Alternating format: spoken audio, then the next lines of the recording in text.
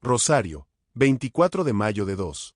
Fecho así el comienzo de mi narración, aunque en verdad haya sido redactada en otra fecha, mucho más próxima, y en muy distintos lugares. Pero en tales asuntos, considero que el orden es imperiosamente necesario, y por eso elijo la forma de un diario, escrito día a día. Por lo tanto, es el 24 de mayo cuando se inicia el relato de los horribles sucesos que aquí se registra para la enseñanza de los que vendrán después de mí, si es que el género humano todavía tiene posibilidades de contar con algún tipo de futuro. ¿En qué idioma escribiré esto? ¿En inglés o en español que domino con soltura? No. Lo haré en el idioma de mi país, en francés.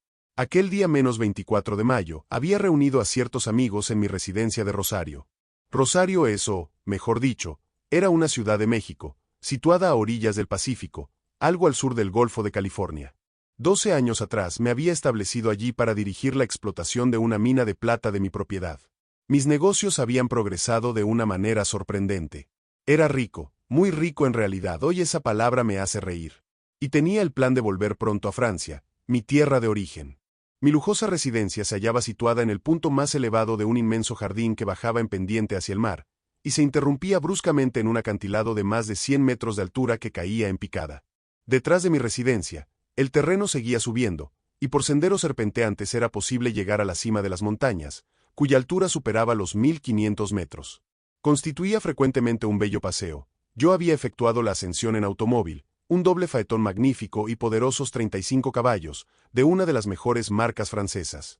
Vivía en Rosario con mi hijo Jan, un joven apuesto de 20 años, cuando, debido a la muerte de parientes lejanos en lo sanguíneo, pero muy próximos a mi corazón, me hice cargo de su hija, Helene, que quedó huérfana y desamparada. Habían transcurrido 5 años desde entonces. Mi hijo Jan tenía 25 años y mi pupila Helene 20. En lo más profundo de mi alma, los veía unidos por el destino. Nuestra servidumbre estaba compuesta por el mayordomo Germán, por un chofer de lo más despierto, Modesto Simonat, por mi jardinero George Raleigh y su mujer Ana, y las hijas de ambos, Edith y Mary. Aquel 24 de mayo, nos encontrábamos sentados alrededor de la mesa, iluminados por lámparas alimentadas por equipos electrógenos instalados en el jardín. Había 5 comensales más, aparte del dueño de casa, su hijo y su pupila, 3 de los cuales pertenecían a la raza anglosajona, y 2 a la nación mexicana. El doctor Bathurst contábase entre los primeros, y el doctor Moreno entre los segundos. Ambos eran sabios en el sentido cabal del término, lo que no impedían que estuviesen frecuentemente en desacuerdo. Por lo demás, eran excelentes personas y de los mejores amigos del mundo.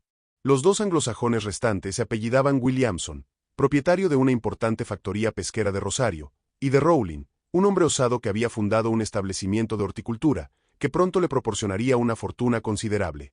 Con respecto al último comensal, se trataba del señor Mendoza, presidente del Tribunal de Rosario, persona estimable, cultivado espíritu y juez íntegro. Llegamos al final de la comida, sin incidentes dignos de mención. Las palabras pronunciadas hasta ese momento las he olvidado. No así lo que se dijo mientras fumábamos nuestros cigarros. No significa que tales frases guarden en sí mismas una importancia particular, pero el brutal comentario de que serían objeto muy pronto no dejan de brindarles algún interés, y por eso no las he olvidado todavía. Terminamos por hablar, no importa cómo, de los progresos asombrosos alcanzados por el hombre. El doctor Bathurst intervino en cierto momento. Yo está claro que si Adán lo pronunciaba Edem, como es natural en el anglosajón, y Eva lo pronunciaba Iva, lógicamente, regresaran a la tierra, quedarían de lo más sorprendidos. Así comenzó la discusión. Moreno, darwinista a ultranza, firme partidario de la selección natural, preguntó a Bathurst irónicamente si éste le daba crédito a la leyenda del paraíso terrenal. Bathurst, que al menos creía en Dios, y que, dado que la existencia de Adán y Eva tenían sustento en la Biblia, no era capaz de contradecirla. Moreno, a su vez, replicó que creía en Dios, aunque más no sea como su adversario, pero que el primer hombre y la primer mujer tranquilamente podían ser mitos, símbolos, y que no era un sacrilegio figurarse que la Biblia había querido representar de ese modo el soplo vital insuflado por la potencia creadora en la primera célula, de la que habían surgido todas las demás. Para Bathurst, tal explicación era engañosa, y en su opinión, ser obra directa de la divinidad era preferible a provenir de ella a través de primates más o menos siniestros. La discusión amenazaba subir de tono, pero se detuvo de repente. Ambos oponentes habían encontrado casualmente una zona de común entendimiento. Por lo demás, esas cosas casi siempre terminaban así. Ahora, retomando el primer tema de la conversación, ambos antagonistas coincidieron en admirar, más allá del tema del origen de la humanidad, la elevada cultura a la que habían arribado. Con orgullo fueron enumerando sus conquistas. Todas desfilaron. Bathurst alabó la química, llevada a tal grado de perfección que propendía a desaparecer para confundirse con la física, dos ciencias que terminarían siendo una sola y cuyo objeto se centraría en el estudio de la energía inmanente. Moreno elogió la medicina y la cirugía, mediante las cuales se habían ahondado en la naturaleza secreta del fenómeno de la vida y cuyos hallazgos extraordinarios dejaban entrever en un futuro no muy lejano la inmortalidad de los seres animados. Luego se felicitaron por las alturas alcanzadas por la astronomía. ¿No se dialogaba, acaso, con 7 de los planetas del sistema solar, mientras se esperaba a las estrellas? Se deduce de estas palabras que, en el momento en que este diario sea divulgado, el sistema solar comprenderá más de 8 planetas, y que el hombre descubrirá uno o más de uno más allá de Neptuno, nota del autor. Pasado el entusiasmo inicial, los dos apologistas decidieron tomarse un descanso. A su vez, los demás comensales aprovecharon para intercambiar algunas palabras, y se ingresó en el terreno gigantesco de los inventos prácticos que habían modificado tan hondamente la condición de la humanidad. Fueron festejados los ferrocarriles y los vapores, imprescindibles para el transporte de mercaderías pesadas e incómodas, las aeronaves económicas, utilizadas por los viajeros que disponen de tiempo, los tubos neumáticos o electroiónicos que surcan todos los mares y continentes, adoptados por las personas con prisa. Festejaron las innumerables máquinas, cada cual más ingeniosa que la anterior, y que, con una sola de ellas puede realizarse la tarea de 100 hombres en ciertas industrias. Festejaron la imprenta, la fotografía de los colores, la luz, del sonido, del calor y de todas las vibraciones del éter. Festejaron ante todo la electricidad, ese agente extremadamente ágil y dócil, conocido tan a la perfección en su esencia y en sus cualidades que permite, sin conectador material alguno, tanto activar un mecanismo cualquiera, como dirigir una nave de superficie, submarina o aérea, o escribirse, hablarse o verse, sin importar la distancia. Resumiendo, aquello un verdadero ditirambo en el que, lo confieso, tomé parte activa. Acordamos que el progreso alcanzado por la humanidad era impensable antes de nuestra época, y que, por lo tanto, permitía creer en su triunfo definitivo sobre la naturaleza. Sin embargo, dijo el juez Mendoza con su vocecita aflautada, sirviéndose del momento de silencio que siguió a esta conclusión, oí hablar de pueblos hoy desaparecidos sin dejar el mínimo rastro, que ya habían alcanzado un grado de civilización igual o análogo a la de la nuestra. ¿Cuáles? Preguntaron todos a la vez. Bien. Los babilonios, por ejemplo. Hubo una explosión de carcajadas. Ser capaz de comparar a los babilonios con los hombres modernos. Los egipcios, continuó imperturbable Mendoza. Se rieron todavía más de él. Contemos también a los atlantes. Nuestra ignorancia convierte en legendarios, siguió diciendo el presidente.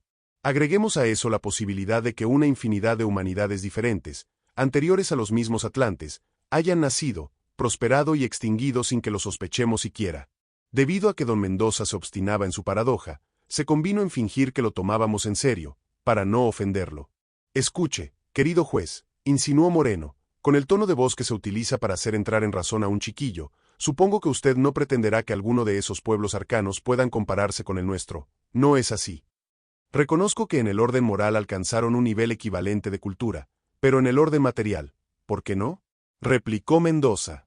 Porque se apuró a explicar Bathurst. Nuestros inventos tienen la característica de ser difundidos al instante por todo el globo. La desaparición de un solo pueblo, o incluso de muchos pueblos, no modificaría en absoluto la suma del progreso conseguido. Para que no quedara rastro alguno del esfuerzo humano, debería desaparecer toda la humanidad al mismo tiempo. ¿No es esa, le pregunto, una hipótesis admisible? Mientras seguíamos conversando, en el infinito del universo continuaban engendrándose recíprocamente los efectos y las causas, y, antes de transcurrido un minuto luego de la réplica del doctor Bathurst, la resultante total no iba a ser más que confirmar el escepticismo de Mendoza. Pero lejos estábamos de sospecharlo, y hablamos plácidamente, algunos reclinados sobre el respaldo de los sillones, otros acodados sobre la mesa, en fin, todos dirigiendo miradas piadosas, hacia Mendoza, a quien creíamos aplastado por la argumentación de Bathurst. En principio, contestó el juez, sin conmoverse, debemos reconocer que la Tierra contaba antes con menos habitantes que ahora, de modo tal que un pueblo tranquilamente podía ser el único dueño del saber universal. Luego, no considero una extravagancia, a priori, la posibilidad de que toda la superficie del globo se vea perturbada al mismo tiempo. Vamos, vamos. Prorrumpimos al unísono. Fue en ese preciso momento cuando sobrevino la hecatombe. Todavía pronunciábamos aquel, vamos, vamos, cuando se alzó un estruendo aterrador. El suelo tembló y se partió bajo nuestros pies, la residencia osciló bajo sus cimientos. Tropezando y lastimándonos, víctimas de un terror indescriptible, nos abalanzamos al exterior. Ni bien cruzamos el umbral, la casa se desplomó en un solo bloque, enterrando bajo sus escombros al juez Mendoza y a mi mayordomo Germán, que venían últimos. Luego de unos segundos de locura generalizada, nos aprestábamos a socorrerlos, cuando vimos a Raleigh, mi jardinero, seguido por su esposa, viniendo hacia nosotros desde la parte más baja del jardín, donde vivía. «El mar. El mar», gritaba a voz de cuello. Giré en dirección al océano y quedé petrificado. No es que distinguiera claramente lo que veía, pero de inmediato tuve la nítida impresión de que la perspectiva acostumbrada había cambiado. Ahora bien, no bastaba que el aspecto de la naturaleza, que considerábamos esencialmente inmutable, se hubiese alterado de manera tan extraña en apenas unos segundos, para helar el corazón de horror. Sin embargo, enseguida recuperé mi sangre fría. La verdadera superioridad del hombre no consiste en dominar, en vencer a la naturaleza. Es, para el hombre de acción, mantener el ánimo sereno ante la rebelión de la materia, es poder decirle, que me aniquile, sea. Pero conmoverme, eso nunca. En cuanto recobré la tranquilidad, descubrí las diferencias entre el cuadro que tenía ante mis ojos y aquel que solía contemplar. El acantilado ya no existía, y mi jardín había descendido hasta el nivel del mar. Las olas, luego de haber destrozado la casa del jardín, batían con furia contra mis arriates más bajos. Como parecía poco probable que el nivel del agua hubiese subido, la tierra debería de haber bajado. El descenso superaba los 100 metros, pues el acantilado tenía antes dicha altura, pero había ocurrido con alguna suavidad porque apenas nos habíamos percatado de ello, lo que justificaba la aparente calma del océano. Un rápido examen me persuadió de que mi hipótesis era acertada y también me permitió corroborar que el descenso no había terminado aún. Efectivamente, el mar seguía avanzando, a una velocidad que calculé próxima a los 2 metros por segundo, es decir, 7 u 8 kilómetros por hora. Considerando la distancia que nos separaba de las olas más cercanas, y si la velocidad de caída se mantenía uniforme, seríamos engullidos en menos de 3 minutos. Me decidí de inmediato. «Al auto», exclamé.